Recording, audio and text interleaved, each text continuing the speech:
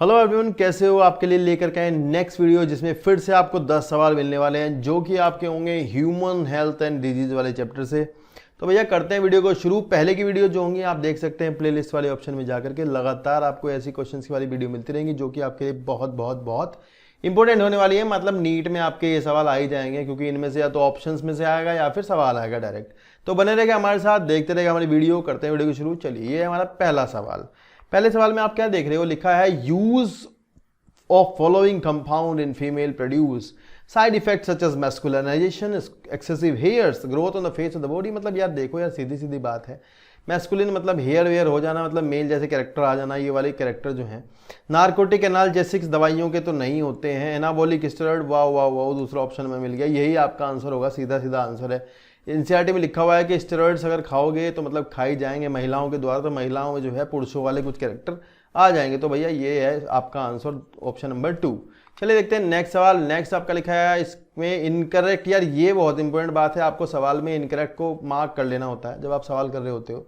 तो choose the incorrectly match option for the following the table. तो भैया देखो ऐसा है, टाइफॉइड जो है वो आपका साल्मोनेला से होता है, बिल्कुल सही बात है। ये तो सही है, ये भी सही है, ये भी सही है। मलेरिया प्लाज्मोडियम से होता है, बिल्कुल सही बात है। हाई फीवर होता है, ठंड लगती है, हीमोजोइन निकलता है, बिल्कुल सही है। हीमोजोइन की वजह से ठंड लगती होती है। अगले क्या है, स्केरियसिस कॉमन राउंड वर्म है, बिल्कुल सही है। ब्लॉकेज कर देता है इंटेस्टाइन में, बिल्कुल सही बात है। रिंग वर्म जो है वर्म, ओ गलत हो गया। रिंग वर्म जो है वो वर्म नहीं है, रिंग वर्म जो है वो फंगस से होता है, फंजाई की डिजीज है। तो चौथा नंबर ऑप्शन आपका होगा गलत ऑप्शन, ठीक है ना। आंसर है चौथा। नेक्स्ट है हमारा, which of the following statement is wrongly related to AIDS. मतलब एड्स के साथ फिर से रॉन्ग को मैं मार्क कर लेना है, फिर देखेंगे रॉन्ग मतलब कौन सा स्टेटमेंट है देखना है। लिखा है कि entry is based on the interaction of GP120 with CD4। देखो यार आगे से सवाल आएगा, ये स्टेटमेंट सही है, सॉरी ये स्टेटमेंट बहुत इंपॉर्टेंट है, ये वाला ना। ये आपको ध्यान रखना होगा कि आपका जो HIV होता है उसकी सरफेस पर ग्लाइकोप्रोटीन 120 होती है, वो आपकी CD4 जो आपका T4 लिम्फोसाइट के ऊपर मिलता है, क्लस्टर ऑफ डिफरेंशिएशन, उसके साथ जाकर के मिल जाता होता है, मतलब उससे जुड़ता है। ये ध्यान रखना, ये सही स्टेटमेंट है। हमें तो रॉन्ग ढूंढना है। पहला, दूसरा है viral RNA form viral DNA by cellular enzyme. Okay, यही गलत स्टेटमेंट है। यहाँ रिवर्स ट्रांसक्रिप्टेज एंजाइम होता है जो कि आपका टेमिन एंड बाल्टीमोर ने डिस्कवर किया था, आप ये ध्यान रखोगे। ये पूछ लेते हैं, इसको प्रोसेस को टैमिनिज्म कहते हैं, ये भी आप ध्यान रखोगे, इंपॉर्टेंट होगा। नेक्स्ट है मैक्रोफेज एक्ट है जैसा HIV फैक्ट्री, तो बिल्कुल सही है ये भी स्टेटमेंट। पर्सन बिकम इम्यूनोडेफिशिएंट, बिल्कुल सही है ये भी। तो दूसरा आपका ऑप्शन होगा आंसर, यही गलत है, ठीक है ना। चलिए नेक्स्ट सवाल देखते हैं। Read the following statement A to D। Okay, avoid stagnation of water in and around. घरों के पास पानी इकट्ठा ना होने दें, चलिए जी। Regular cleaning of household, cooler को साफ करते रहें, बिल्कुल सही है। Introducing fishes like gambusia fish को छोड़ दें ताकि वो मच्छरों के लार्वा को खा जाए, ये आप ध्यान रखोगे। मच्छरों को लार्वा को खाने वाली फिश का नाम क्या होता है, गैम्बूसिया। ये इंपॉर्टेंट है, बहुत ज़्यादा ध्यान रखना है आपको। तो गैम्बूजिया फिश के लार्वा छोड़ दो, बिल्कुल सही बात है। स्प्रे कर दो इंसेक्टिसाइड तो मच्छर मर जाएंगे, बिल्कुल सही बात है। मतलब सीधी सीधी बात है, मच्छर वाली जो बीमारियां हैं मच्छर से बोर्न होती है, मतलब इंसेक्ट जिसमें वेक्टर होता है, उनके लिए लिखा गया है। पूछा है अभी कौन सी जो है above preventive measure use to control, किससे कंट्रोल करते हैं। मलेरिया का एनाफ्लीज मॉस्किटो होता है, उसे कंट्रोल करते हैं। फाइलेरियसिस का क्यूलेक्स होता है, मेरे बच्चों ये याद कर लेना, क्यूलेक्स मॉस्किटो से होता है फाइलेरियसिस, मतलब वेक्टर है इसका। दूसरा आपका नहीं है, ये फूड बोर्न है, वाटर बोर्न है, इसको तो काट देते हैं। तो पहला और तीसरा आपका आंसर होगा ऑप्शन नंबर 4, ठीक है ना। चलिए ये याद कर लेना। नेक्स्ट सवाल हमारा, नेक्स्ट है यार, 2 फोटो एनसीईआरटी के उठा के रख दिए हैं। इनमें हम देख रहे हैं एक फोटो में तो ये बना हुआ है आपका, मतलब उसका फोटो पेपावर सोमनीफेरम, पेपावरेसी फैमिली का ये प्लांट होता है। यार इस फोटो से एक सवाल आता है, बता देता हूँ, मेरा मन कर रहा है बहुत ज़्यादा। ये आपका पूछते हैं कि ये कैसा कैप्सूल है, तो ये ध्यान रखना यार, अनराइप कैप्सूल होता है इसका। सॉरी लिखा नहीं गया मेरे से, मैं तो सही लिखता हूँ एक बार को।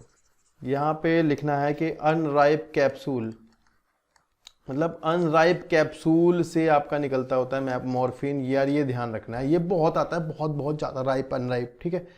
फिर ये फोटो मतलब पता ही लग गया किसका है। दूसरा फोटो भांग का है, ठीक है, चरस का। इसमें आपको दिख रहा होगा ये वेनेशन कौन सा है, पामेट है, ठीक है, पामेट वेनेशन दिख रहा है। तो यहाँ लिख रहा है चूज द करेक्ट ऑप्शन। तो ऑप्शन देखो, हेल्यूसिनोजन तो पहले वाले नहीं होते, गलत है। डिप्रेसेंट होते हैं, ठीक है। मॉर्फिन है, पहला बिल्कुल सही है। दतूरा दूसरा नहीं है, गलत हो गया। हेरोइन पहले वाले से बनती है, बिल्कुल। डाई एसिटाइल मॉर्फिन जो है वही आपका हेरोइन है। तो ये सही हो गया। दूसरा फोटो भांग का है, बिल्कुल सही। तो ऑप्शन नंबर थर्ड आपका आंसर हो गया। चौथा भी देख लो, धतूरा एमॉर्फिन है, कुछ नहीं गलत है। तो ऑप्शन नंबर थर्ड ही आपका आंसर होगा, ठीक है। चलिए नेक्स्ट सवाल देखते हैं, question number 6। Choose the correct option from the table. मतलब टेबल से मैचिंग करानी है, बहुत आसान होता है यार मैच कराने वाला। उसमें आप उठाएं और एक मैच कराएं। जैसे HIV लिखा है तो HIV को ले जाएं कहाँ, HIV आपका रिवर्स ट्रांसक्रिप्टेज मतलब C मतलब T हेल्पर सेल। तो आपका हो गया 1CQ। ओके, तो 1CQ देख लेंगे अभी बाद में। वैसे दिख गया मुझे, देखो अपना आसान होता है, पहला मैच करो तो हो गया। मतलब ऑप्शन नंबर 2 ही आंसर होगा, पर फिर भी मैच कराते हैं। नेचुरल किलर सेल्स जो होती हैं ये आपकी TC सेल्स होती हैं, T साइटोटॉक्सिक सेल्स होती हैं। तो ये आपकी नॉन फैगोसाइटिक होती हैं, फैगोसाइटिक नहीं होती। और ये आपकी सेलुलर तरह का बैरियर होती हैं। ये एक कंपाउंड बनाती हैं, उसको हम कहते हैं परफोरिन।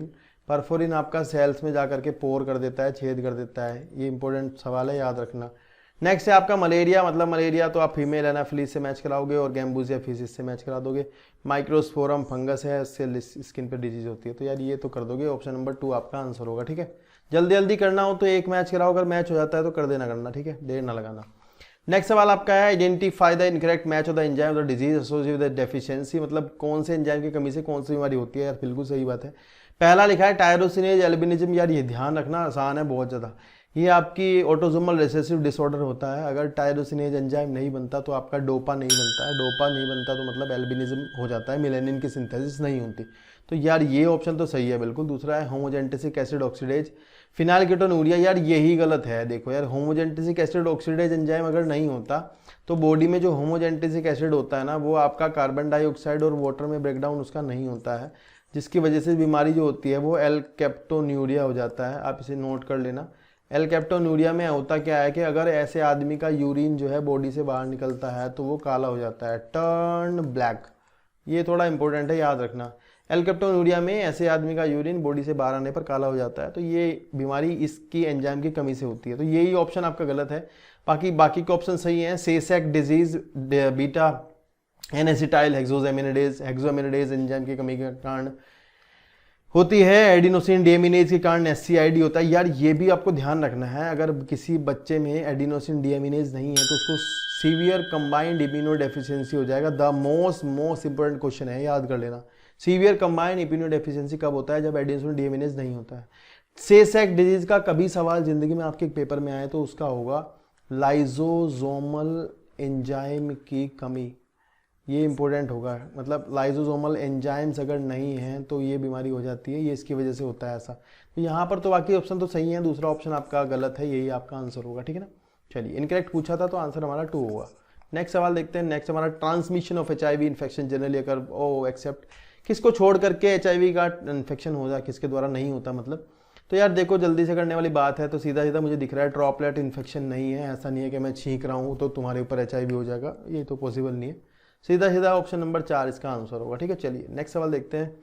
नेक्स्ट है technique useful. Okay, technique useful for detection of cancer internal organ. मैंने अभी बताया था थोड़ी देर पहले, लास्ट वीडियो में सॉरी बताया था, मैंने कहा था कि इंटरनल ऑर्गन्स को अगर चेक करना है बहुत अच्छे से मैग्नेटिक रेज की मदद से, तो आपका जो होता है MRI is the good option. तो यही आपका यहाँ पर आंसर होता है। तो आप सबके बारे में एक बार NCERT जाकर के जरूर पढ़ना, ठीक है। चलिए नेक्स्ट हमारा which of the following is not correctly matched. इनमें से कौन करेक्टली मैच नहीं करता। ओंकोजन जो होते हैं वो आपके कैंसर कॉजिंग सब्सटेंस होते हैं। Agents causing transformation of normal cell to cancer, बिल्कुल सही है ऑप्शन। नोट पूछा है, ध्यान रखना। Alpha interferon biological response modifier, बिल्कुल सही यार, ये ध्यान रखना, आपका इंपॉर्टेंट सवाल है, आएगा पेपर में, ये याद कर लेना। नेक्स्ट है बायोप्सी एग्जामिनेशन अंडर माइक्रोस्कोप, बिल्कुल सही स्टेटमेंट है। Tobacco smoke physical, okay, tobacco smoke physical नहीं होता, केमिकल होता है। टोबैको स्मोक में बहुत सारे केमिकल होते हैं, जिनमें से एक जो होता है वो आपका क्या नाम केमिकल होता है, जो आपका एक ये होता है शायद अल्फा बेंजोपायरिन, ठीक है। तो यार याद कर लेना। और चारकोल भी होता है, अल्फा बेंजोपायरिन भी मिलता है।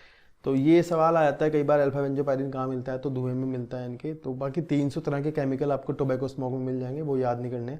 और ये केमिकल आपका कार्सिनोजन है, तो ऑप्शन नंबर 4 आपका गलत होगा, ठीक है ना।